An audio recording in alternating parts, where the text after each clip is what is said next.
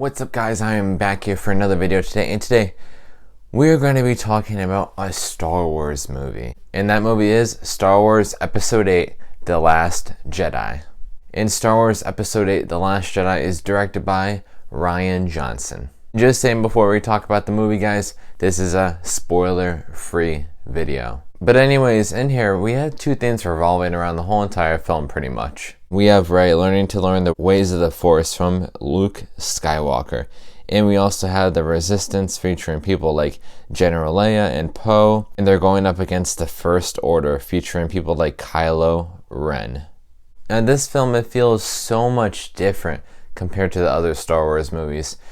It still feels like a Star Wars movie, but it just feels different in so much different elements. Like how The Force Awakens, I thought that movie was amazing. But it kind of felt like A New Hope in a way. So people were like, can we get something different? And that's like exactly what we got in here. Now, as you guys have probably been hearing, this movie has been getting either a lot of praise or a lot of hate. Now, we're living in a world where if critics praise something that's supposedly good, or if critics hate something that's supposedly bad, sometimes it is interesting. I mean, it gives you a fairly accurate standpoint of what the film is and how good it is or how bad it is. But when it comes down to it, film is always subjective because everyone has different opinions. No matter if someone thinks it's the best thing ever or the worst thing, everyone has different opinions. But now with Star Wars Episode 8, The Last Jedi, it was something I wasn't expecting. I didn't love it, but I didn't hate it. Now, I've only seen this movie once so far. I'm planning on seeing it again. I don't know if in theaters or, I mean, I'm obviously going to buy it. But maybe like when I watch it again, maybe my opinions will differ because this is a 2 hour and 30 minute roughly marked film. And there's a lot of stuff to take in with it, and there's a lot of stuff to analyze. And I feel like a lot of the opinions that I have with this movie could very well change. Who knows, maybe I'll like it more, maybe I won't, but I'll just have to give it another watch. But anyways, after my first time watching it, I did gain a lot of stuff that I liked and a lot of stuff that I didn't really care for too much. Let's start off with the stuff I didn't really care for. So we kind of had this little storyline going on with Finn and this girl Rose. And Finn, as we know, he's played by John Boyega. He was like a big part of The Force Awakens, and he did an amazing job in that. And now he's with this girl Rose, and they're with each other for their part of the film. And quite frankly, I didn't really care for it too much. Some of the parts involving the two were a little intriguing, but a majority I just didn't really care about that part of the film. I didn't really care. I mean, I obviously care about these characters, but I just didn't care for what they were doing. As I mentioned, this is a 2 hour and 30 minute film, and there's a lot of parts like towards the beginning of the film where it feels really draggy and the pacing is kind of slow. And there's a couple scenes with Rose and Finn in which I thought they didn't really need to be involved in the movie. And you take that out, it could very well feel more fleshed within it, and possibly the pacing when it felt so long. But anyway, since we're talking about Finn, let's talk about something that he is pretty familiar with, and that is Captain Phasma. And with Captain Phasma, I love her a lot. I mean, a really good character. I'm a big fan of Captain Phasma.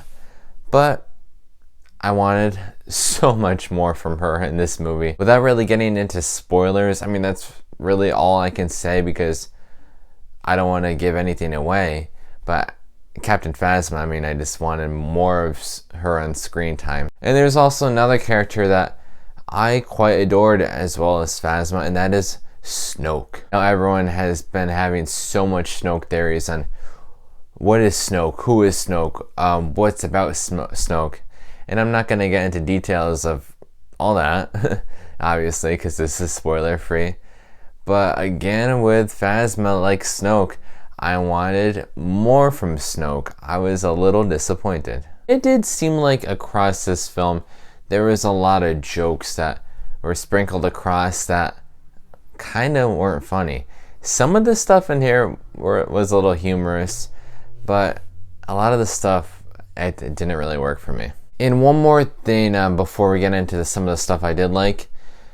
There's a lot of instances in this movie. When we're talking about Star Wars, people are obviously gonna luck out in some situations, and either, I'm trying to rearrange this in the best way possible without spoiling it, but say for example, if someone was in trouble, or if someone needed help, or if someone needed to do something in that very moment, they would get lucked out. And it felt like that in quite a few instances in here.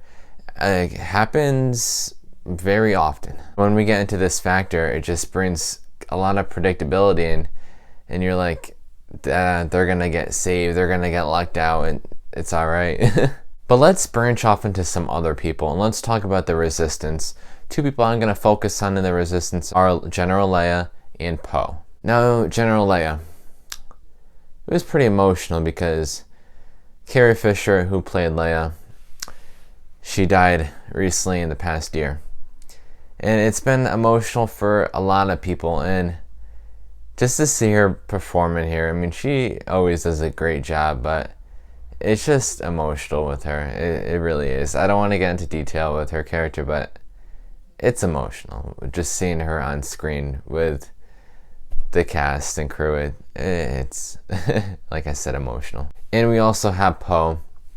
And with Poe, I'll be honest, I'm not sure if I like Poe or not. Now, when I say that, I don't mean that Oscar Isaac, the one that played Poe, did a poor job, because he didn't. I feel like I need to give this movie another watch to understand if I like Poe or not. At times, I did feel like his character did get kind of annoying, but I'm just going to have to give this film another watch to learn a new interpretation of what I think about him. But a character I was looking forward to so much is Luke frickin' Skywalker. It felt so good to see Luke back and talk, and he does it in such a great manner. Great performance by Mark Hamill as Luke. I adored him a lot in this film. The chemistry between Mark Hamill and Daisy Ridley, brilliant. And also, since we're talking about Daisy Ridley, let's talk about the character that she portrayed, and that is Rey. I don't know why, when I was going into The Force Awakens, preparing for that film and watching it, I was kind of nervous about Daisy Ridley playing this character in Rey. It's not like I didn't have any trust or hope in her. I don't know why, I was a bit nervous. But she proved everyone wrong. She was great in that film, she was great in this film, and she really, I would say she ups her game. I gotta say, man, I love Rey. But now, guys, I saved the best for last, in my opinion. And now, let's talk about Adam Driver's performance as Kylo Ren. I'm gonna go as far as this. I think this is the best performance we've seen by a character in a Star Wars saga in a very long time. He's such a blast to watch in here, and it's so cool to see how this villain, Kylo Ren, has like such great charisma, and I love it. He is a great character. Like I said, I think he's the best performance in this movie. And with performances, I don't think there was any necessarily bad performances. I just thought some characters were used more effectively and written better than some of the other characters were. But also, let's talk about John Williams' score. And John Williams, I mean, the dude's a legend. Every single thing that he does seems to be almost masterfully. And a lot of times in here just gives me such goosebumps, and I love that. And I also thought that this film had very great action sequences with some very, very powerful moments in here. And when I say that, I really, really mean that. That's really all I can say without giving away spoilers. I mean, great moments. And I also adore the dialogue between several of the characters in here. It felt not like I was watching a movie at times. It felt like I was watching actual people, and the actors like talking to each other, like not even in character form. Just the dialogue in here was done really well. But guys, in the end, Star Wars Episode 8, The Last Jedi, it has a very powerful theme of good versus evil. And I did like this movie. I didn't love it, but I didn't hate it. And I don't really think it's bad by any means. I mean, it's still an enjoyable film. And with all that said, guys, I'm going to be giving Star Wars Episode 8, The Last Jedi, a B. This is one of the few Star Wars films where I do feel like I need another watch at it.